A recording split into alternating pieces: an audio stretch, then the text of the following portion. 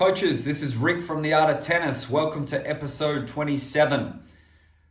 So should you become a tennis coach?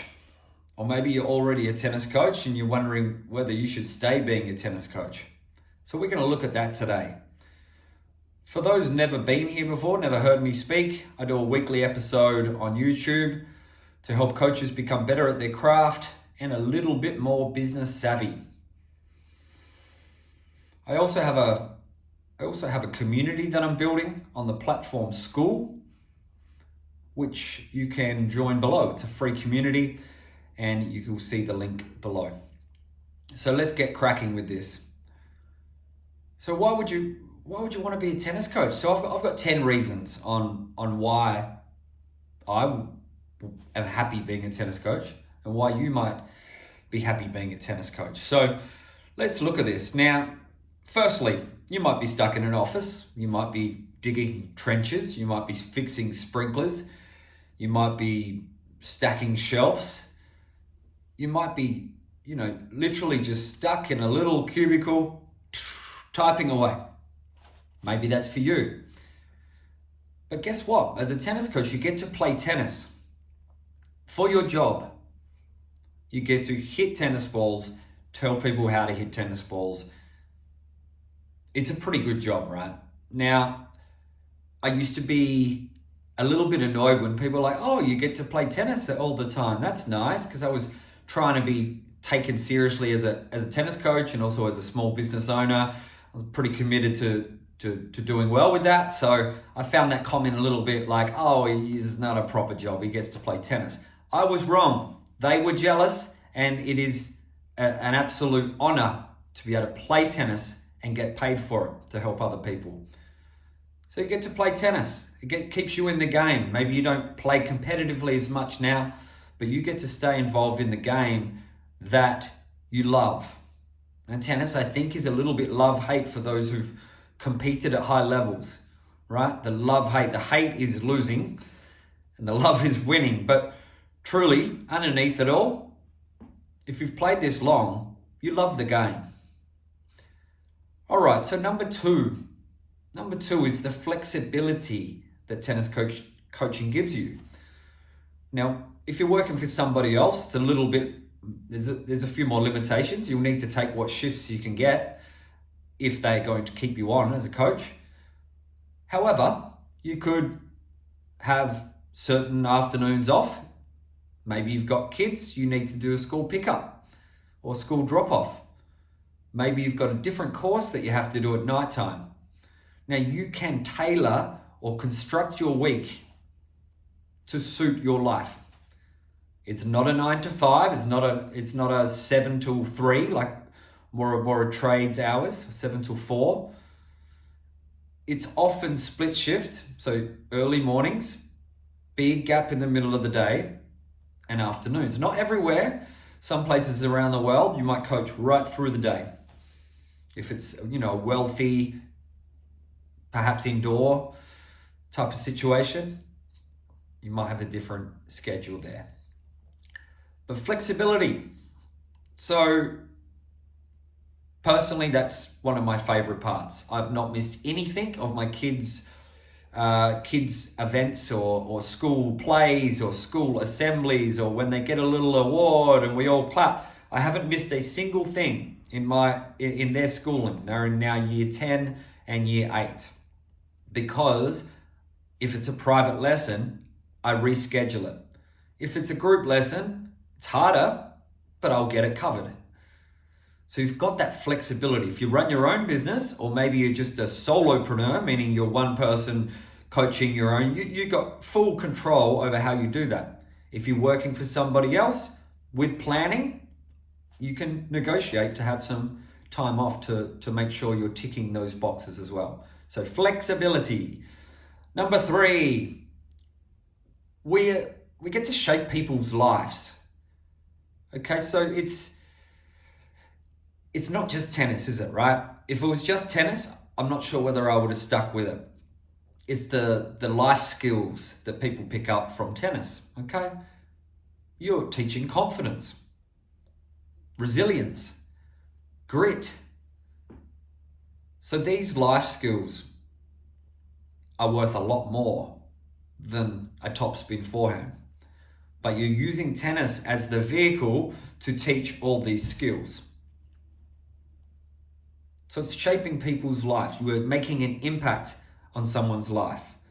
I've said in a previous episode that a coach impacts more people in 1 year than a lot of people do in their entire life. And that's an absolute honor to be able to be a coach and influence someone's life for the better. Number 4, okay, you learn how to teach and you learn how people learn. So you can learn from a textbook how to teach, but you're going to learn more from a week's worth of tennis lessons, or if it was a classroom, you're going to learn more from the practical. So I find that real world interactions, okay, meaning practical experience, teaches me a lot faster than theory. That's why in school, I wasn't a struggler, but I struggled to get A's. I got a lot of B's because a lot of times theory just got stuck in a part of my brain and it never crossed over to make sense. And even at university, I went to university doing international business marketing, and we were doing company XYZ. What would company XYZ's profit margins be after this project? There is no company XYZ. Who are they? Where are they? I couldn't make sense of it. For me, I needed to know what, Johnny's Cafe down the road, how they have succeeded. I can see it, I can touch it, I can feel it. It's a real thing. So I think tennis coaching teaches you how to teach, and it teaches you a lot on how people learn, which is different for every single student. Some will learn more visual, some will learn with a lot of information. Okay, number 5, you don't need a degree to become a successful tennis coach. So many jobs require that 3, 4, 5, 6 year degree. You spend thousands of dollars, tens of thousands of dollars on a degree that you don't even know whether you like it, and you don't even know whether you actually want a job in that field. Now, I did drop out of uni, so I can be loud and proud about that. But if I didn't have tennis coaching, I'm not really sure what I would have done. Maybe I would have fallen into some sales or started a different small business. I expect that's what would have happened. Maybe, a marketing job, but even a marketing job, you need a degree. So you don't need a degree, okay? If you are good at your craft, then people will continue to come back. If you are good at your craft, then those people who continue to come back will tell their friends to come and see you. And it just spreads like wildfire. So you don't need a degree. Word of mouth's really important. Earn the trust, deliver value, and you've got a career. Okay, number 6. It's physical. All right, it's physically and mentally engaging and active. Now, physical may seem off-putting to some. For me, moving around the tennis court, even just a little bit with younger kids' lessons, so you don't move quite as much. But physical makes me feel better. I'm someone who needs to move. Okay? I move my body and I actually get calmer. Where if I'm stuck in that office or stuck stacking shelves in the cubicle, not moving, that's where I'm going to get in a worse space mentally, and it's just not going to be very satisfying life for me. Now, maybe that's like you. Maybe you like moving, you like to be physical. That doesn't mean you need to be a bricklayer, okay, or a bodybuilder. But tennis coaching gives you that bit of physicality, all right, because you're you're moving, it's really is quite good. Now at the same time, you are getting, you're mentally switched on too. It's not just physical without thinking, it's physical at the same time you're looking, learning, working out what to do next in your lesson. So it's both physically and mentally active. Okay, what are we up to? Number 4, 5, 1, 2. I should have written numbers on this. 1, 2, 3, 4, 5.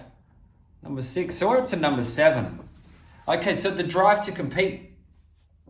Now you're probably fairly competitive. If you've gotten to a level where you are looking at being a tennis coach, you're fairly competitive, right? I know I'm competitive. I will bet on an ant racing another ant along the ground on who's going to win, and be really, really invested in that. Okay? If I'm throwing a rock at a target, I'll keep doing it with no one around until I get it. So I'm competitive. And so, my playing background, I didn't go pro. I got to college, Div 2 NCAA. I think I really just scraped in. I was a multi-sport guy. I played footy, a little bit of cricket, and a fairly, quite a bit of tennis with some different breaks during my teen years.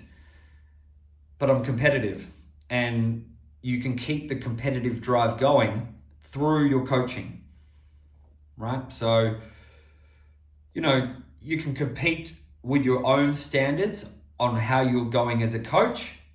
You can compete by helping them get better. Now, you don't want to put pressure on them, but you can be like, all right, I'm going to try this, I'm going to try that. Next week, I'll do this. And so that's a way that you're competing. And I'm really competitive, and I'm disappointed if I don't see some improvements in a lesson or over a series of lessons. I'm disappointed in myself, right? And so that competitiveness and that disappointment of not succeeding, that's there. Now, again, I want to be clear, I don't want that pressure to go on to my students. That's for me internally, to have that internal drive to make them better. So that's important. Now, that also goes into business. For those coaches who make the transition from a coach working for somebody to perhaps a self-employed solo coach to running a business with multiple coaches, competitiveness is just essential, because you're competing, you're competing with yourself. You are competing with other tennis coaching clubs, academies, but I've never been a big fan of that. Like, that club's got this, I've got this. Like, let's be real here. How many people are not playing tennis, right? Maybe there's one at your club, one at another club, and 8 doing nothing or doing something different. So your competition is not your other club as much, but your competition might be gaming. It might be a different sport. It might be drama, music, okay? Sitting on the couch, who knows, right? But your competition is not always other tennis clubs. But this competitive drive can stay as a coach and definitely as a business owner. Okay. Number 8, you get to create a tribe.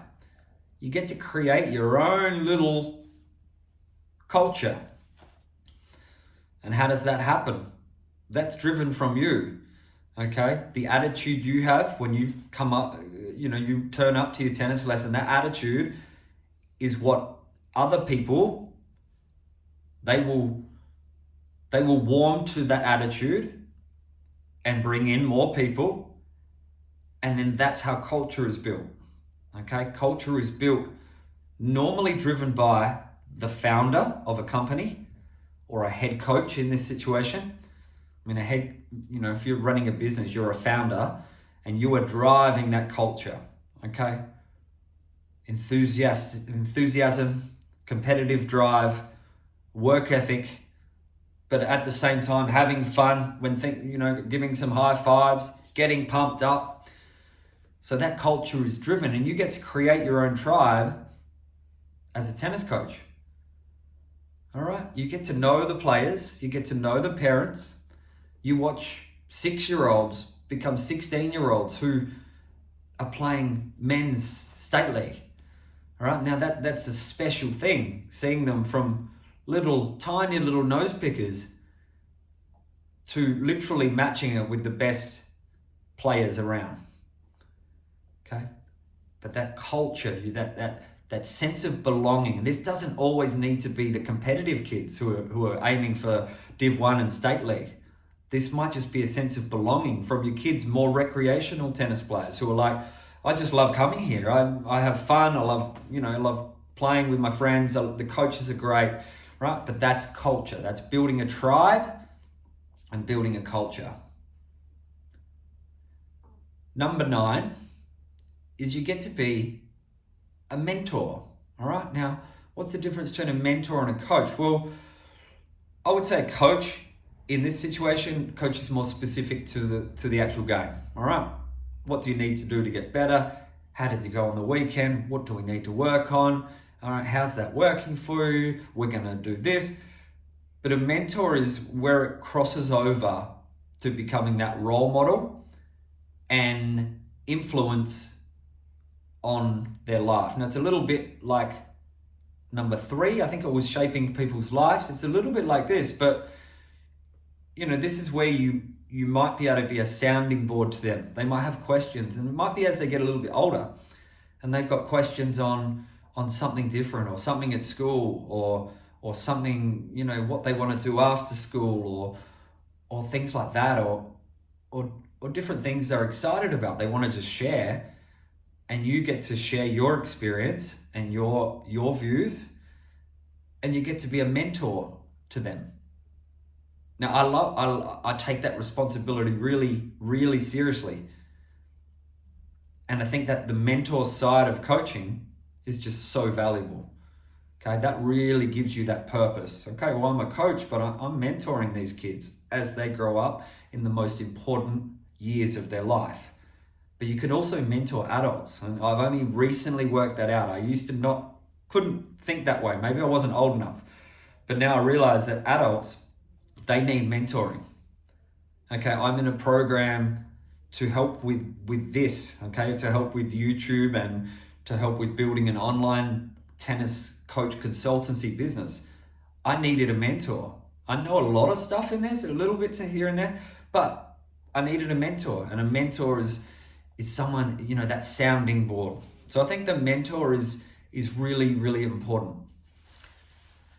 So finally, that sort of similar but different is, number 10, you're building a life of purpose, a purpose-driven life.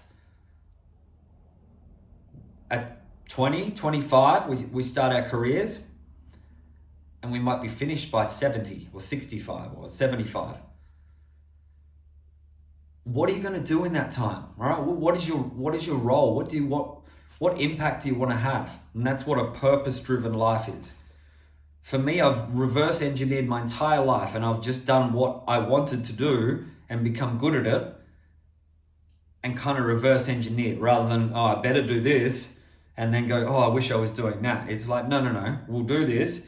And if you become good enough at it, then you can be successful. But a life of purpose, right? Maybe there's days where it's raining and, kids are annoying. Coach, maybe you've got other coaches who haven't turned up.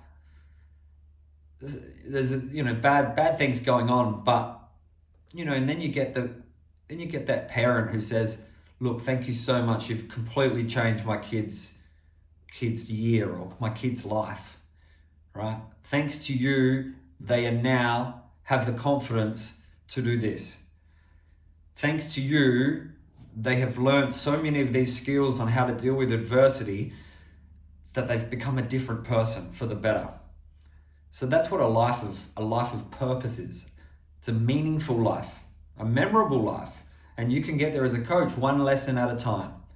Okay, just slowly but surely impacting each and every person around you. So I think that's it. I hope if you're already coaching, this reminds you of why you're coaching. Maybe you're coaching because you just don't know what else to do, which is kind of how I started. But then you quickly learn some of this stuff. And if you've thought about becoming a coach, I hope this inspires you to get on court and start helping other people. All right, that's it from me. Once again, if you like this sort of stuff, click the subscribe button. I know everybody on YouTube says it, and I'm just yet another one saying it, but click that subscribe button. And I am building this school community, and that link is down below. Thank you, and we'll see you next time. Cheers.